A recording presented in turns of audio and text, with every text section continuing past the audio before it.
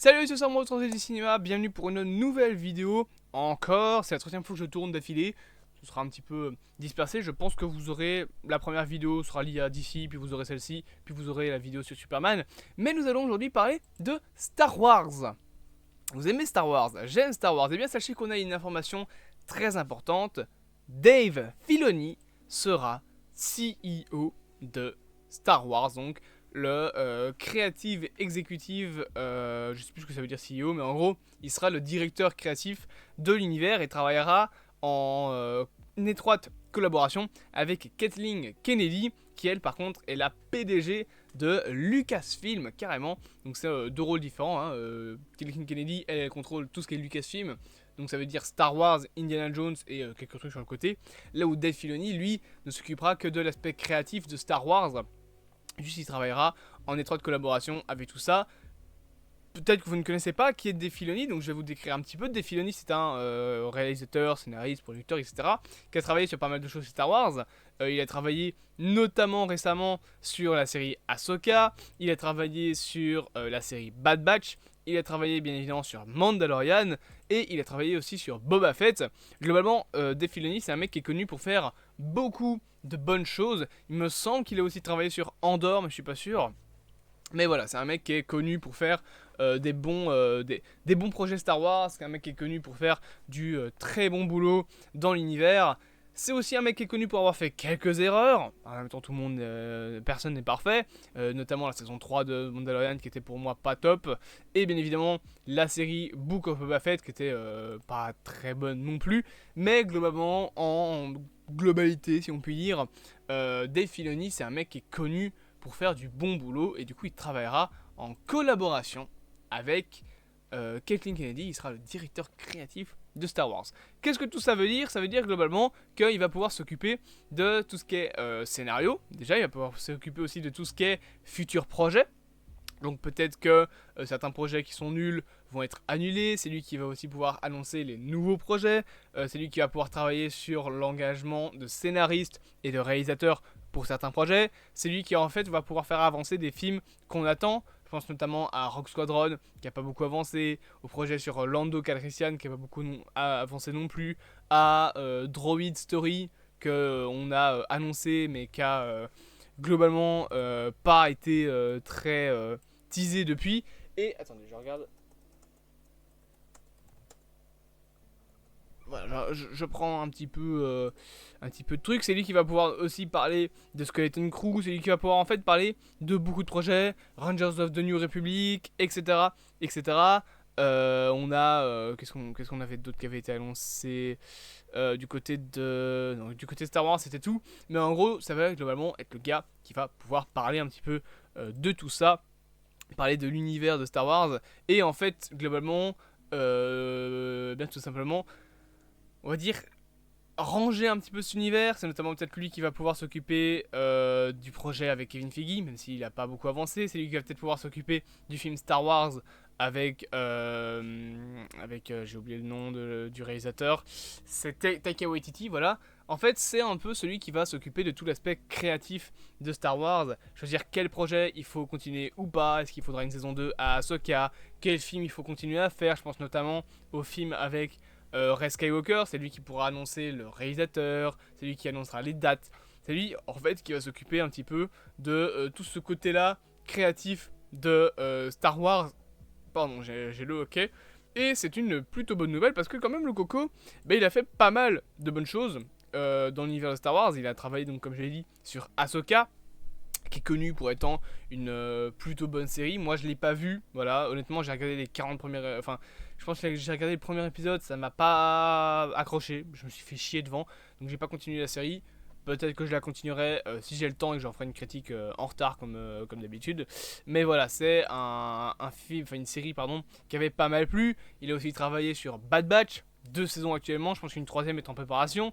Donc c'est un projet par contre qui a beaucoup plu également. J'en ai moins entendu parler que Ahsoka à l'époque. Mais voilà, c'est un projet, il me semble, qui se passe après Star Wars 6, si je ne m'abuse.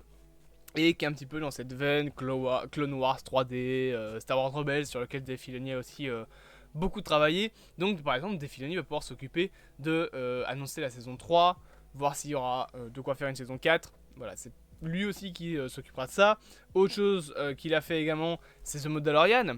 Donc c'est lui qui s'occupera probablement de la saison 4, puisqu'elle a été annoncée, hein. Il y aura une saison 4 qui va arriver. On a toujours le film lié à The Mandalorian, à Ahsoka et à The Book of Boba Fett, et etc. Tous ces spin-offs là qui devraient également arriver. Tout en fait ce qui crée le Mandoverse. Il y a un film, donc Star Wars, qui est en préparation là-dessus, qui est appelé par les fans Heir to the Empire, avec notamment le retour du général, j'ai oublié son nom, je sais plus comment il s'appelle, il est joué par Lars Mikkelsen, donc le frère de... c'est Thrawn, voilà, c'est Thrawn, donc joué par Lars Mikkelsen, frère de Mads Mikkelsen. Et ce film là, voilà, il a été annoncé il y a quelques temps. On se demandait ce qu'il allait en être. Ben, c'est lui qui pourra peut-être engager un réalisateur. À mon avis, on va avoir du Jon Favreau, hein. Il va débarquer avec son petit Jon Favreau, son petit copain, pour annoncer tout ça. Et c'est lui aussi qui pourra peut-être transformer la saison 2 de Book of Boba Fett en un film, par exemple. C'est lui en fait qui va vraiment s'occuper de tout cet aspect-là créatif. Et c'est une plutôt bonne nouvelle, parce que comme je l'ai dit, le mec fait pas mal de bonnes choses dans l'univers de Star Wars. C'était le meilleur, je pense, à prendre comme CEO. Surtout qu'en plus Star Wars, bon, c'est un petit peu un truc qui a été bordélique ces dernières années, hein. On parle de la postlogie notamment, où on a eu un premier film réalisé par Colin Trevorrow, un deuxième film réalisé par Ryan Johnson, qui a été pas très bien aimé, et un troisième film réalisé, il me semble, encore une fois par... non, c'est J.J. Abrams qui a réalisé Star Wars 7. Je sais plus, je vais aller vérifier, attendez. Je vérifie. Star Wars 7, c'est... Ouais, non, c'est J.J. Abrams. Colin Trevorrow, je pense qu'il a écrit le scénario. Ou alors il a réalisé Star Wars 9. Attendez, je vérifie. Ouais, non, ok, je me suis complètement trompé. Ouais, Colin Trevorrow, il a scénarisé les films. Et par contre, il a réalisé, il me semble, Jurassic World. Premier du nom. Et je pense qu'il a pas réalisé... Si, il a réalisé le 2 et le 3 aussi, je crois. Oh, je sais plus. Mais bref. J.J. Abrams, du coup, je me suis trompé de réalisateur, c'est pas Colin, c'est J.J. Abrams. Il a réalisé le 7 et le 9, mais il a dû faire le 9 après que Ryan Johnson ait un petit peu détruit certains plans de la saga, ce qui a foutu le bordel dans les plans de Lucasfilm et de J.J. Abrams, qui a dû recoller les wagons en disant non, non, non, mais tout ce qui est dit dans Star Wars 8, c'est de la merde, moi c'est ça que je veux vous proposer, et qui a sorti la carte hey, Joker, Palpatine au patine, grand méchant de la saga qui est de retour. Et il faut avouer que ce genre de choses n'a pas beaucoup plu.